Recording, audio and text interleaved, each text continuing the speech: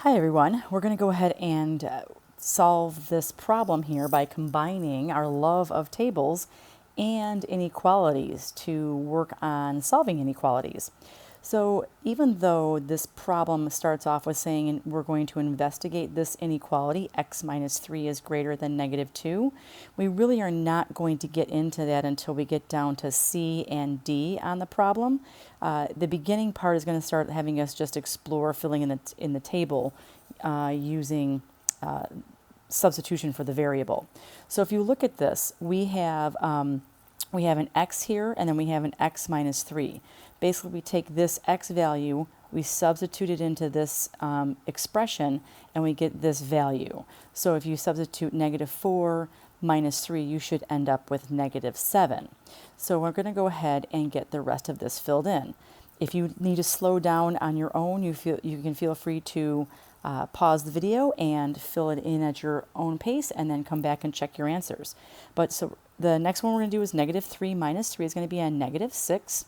They're already giving you negative 2 minus 3 is going to be a negative 5. Negative 1 minus 3 is going to give you a negative 4. 0 minus 3 is a negative 3.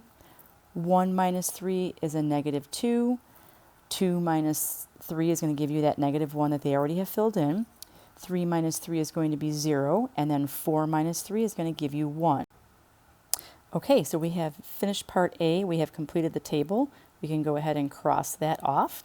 Now we're going to move on to part B, which is going to say we need to choose the values of x that are going to make x minus 3 equals negative 2 true. So we're going to go back to our table, and we want to find out if we plug in something for x, what equals negative 2? So if you take a look at this table, when you substitute in 1, you ended up with a negative 2.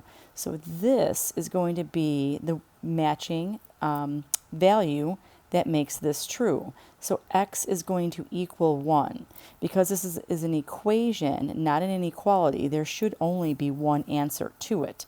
So we are going to have x equals 1. When I substitute 1 in there, it's going to be 1 minus 3 equals negative 2. Okay, let's take a look at part C. This now wants us to choose the values of x that are going to make x minus 3 greater than negative 2 true. So if we take a look at our table, we need to take a look at, let's take a look at the very first section here, which is negative 4. If I plug in a negative 4, I end up with a negative 7. Negative 7 is not greater than negative 2. Neither is negative 6, negative 5, negative 4, or negative 3. None of this first beginning part of the table is going to make this statement true. If I take a look at the one that made the last question true, the equation where we made x minus 3 is equal to negative 2, that is not going to be true for this one because it's not greater than or equal to, it's just greater than. Therefore, when we look at this table, negative 1 is greater than negative 2, 0 is greater than negative 2, and 1 is negative 2. So we're going to set this up and write x is greater than. We have to come up with the value that we're putting in here. And we cannot just start with 2 because technically, if you had 1.1, that should make this true. So you want to say that it's going to be greater than 1 to make this statement true. So anything greater than 1 will make that inequality true. We're going to go ahead and graph it. So let's go ahead and put a 0 on here and a 1. We don't have to really put any other numbers on here.